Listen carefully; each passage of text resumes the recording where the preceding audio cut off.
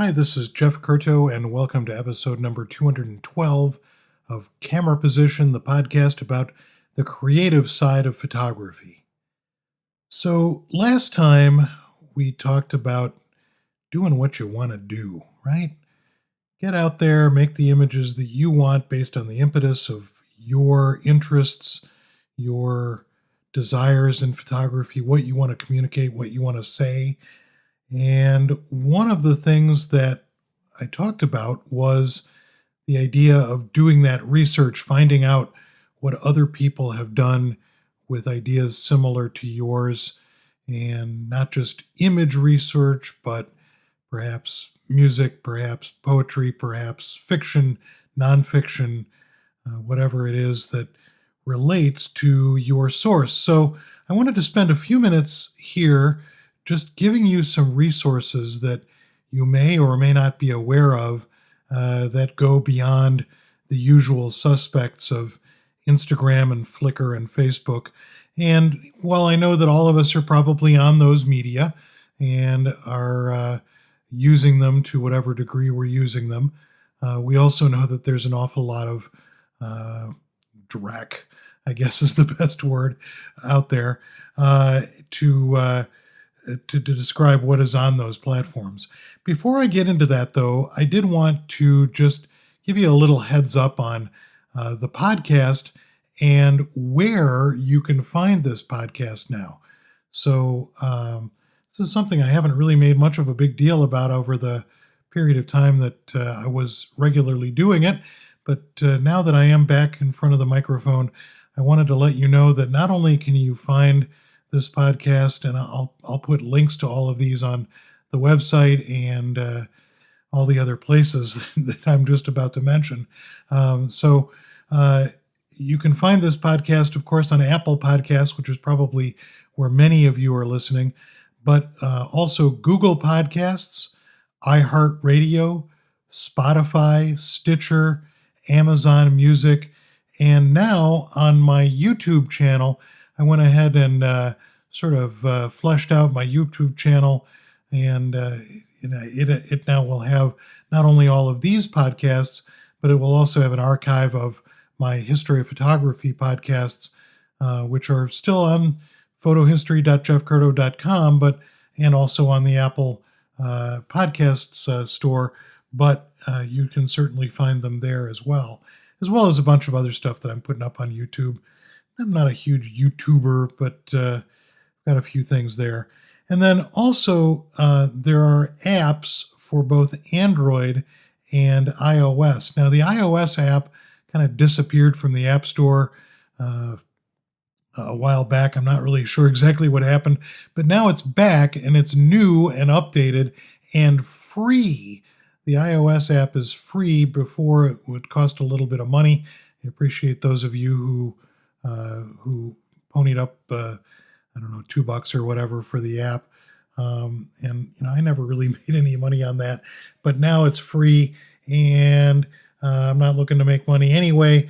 But if you look on the App Store, the iOS app is there and the Android app is there. And what these are self-contained apps that deliver this podcast, Camera Position, and all of its related content all in one place. And it has an archive of all of the podcasts going back to the first one.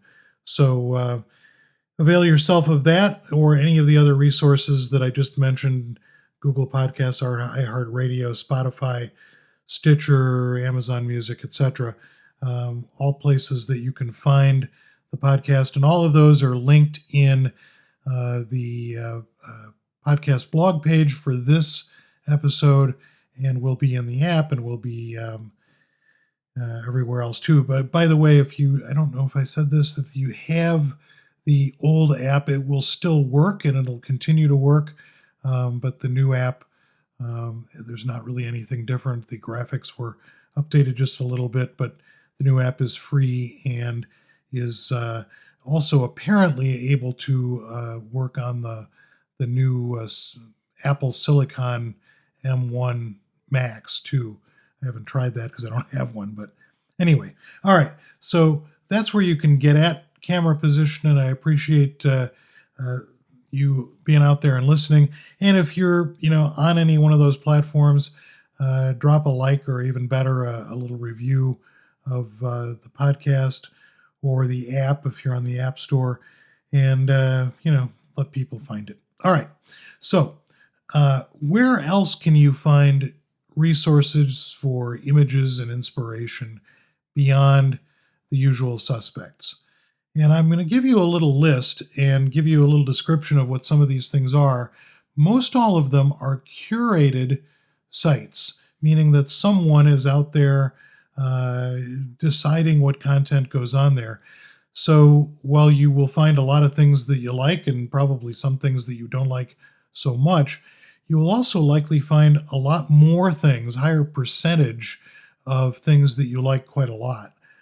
So LensCratch is an online platform dedicated to supporting and celebrating the photographic arts and photographic artists through exposure, discussion, community collaboration, and education.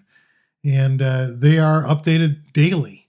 Similarly, LensCulture, and I'm just reading here sort of their blurb about what they are. LensCulture, I'm sure probably more of you may know about LensCulture than some of the rest of these, but LensCulture is one of the most comprehensive and far-reaching resources for discovering contemporary photography talent around the world. And one of the things that's cool about LensCratch, or LensCulture rather, is that it is very much an international space. Artsy, also a very much an international space. Artsy.com features the world's leading galleries, museum collections, foundations, artist estates, art fairs, and benefit auctions all in one place. And this is a wide-ranging, all kinds of art, not just photography art. They have about 1 million pieces of artwork online. So something that is really fantastic to be able to get at and see that quantity of work. Museum of Contemporary Photography in my old stomping grounds of Chicago. It's the world's premier college art museum dedicated to photography. Our mission is to cultivate a deeper understanding of the artistic, cultural, and political roles of photography in our world today. And while it is a museum, they have a pretty hefty online presence, and it has a bit of a U.S. Midwest focus, but actually that's pretty great, although their exhibitions are international in scope. The Griffin Museum of Photography is a nonprofit organization dedicated solely to the art of photography. Through our many exhibitions, programs, and lectures, we strive to encourage a broader understanding and appreciation of the visual, emotional, and social impact of photographic art. Now, here's one of the cool things about the Griffin and a number of these other organizations.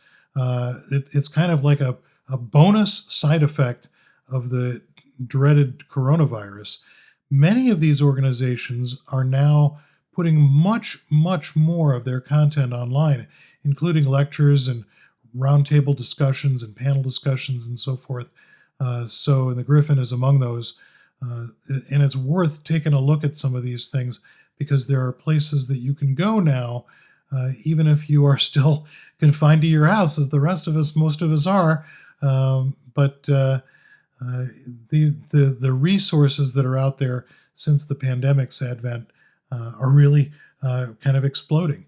The Eastman Museum used to be called the George Eastman House because it was originally housed in George Eastman, the father of Kodak, in his home in Rochester, New York, but is now the George Eastman Museum, still housed in the same place. And it's founded in 1947 as an independent nonprofit institution. It's the world's oldest photography museum and one of the world's oldest motion picture archives. And Eastman was a visionary in this respect. He was very interested in making sure that this photographic work that was being done in large measure by virtue of his inventions was being collected and held in ways that could be explored. Another exploration spot is the Center for Photographic Art. It inspires the artist and audience by nurturing I like that. Inspires the artist and the audience by nurturing the personal growth essential to creating and appreciating art. Center for Photographic Art works to increase understanding and respect for photography and its important role in contemporary culture. And then the Center for Photography at Woodstock, in Woodstock, New York. Through its programs, the Center for Photography at Woodstock fosters opportunities to create and explore photography and celebrate its role in contemporary culture. And then penultimately here, Enfoco. Enfoco is a nonprofit that supports contemporary, primarily US based photographers of African, Asian, Latino, Native American, and Pacific Islander heritage. So, Enfoco is making sure that traditionally underrepresented artists are represented, and they do a fantastic job of it. Then the last thing I wanted to mention is something that I've just begun to explore a little bit and have been rather impressed with what is there. Adobe's Behance. I don't like that name, but they didn't ask me. Behance, which is a newish image sharing platform. But what I've discovered is that the work that's on there is pretty terrific. At least a lot of it is.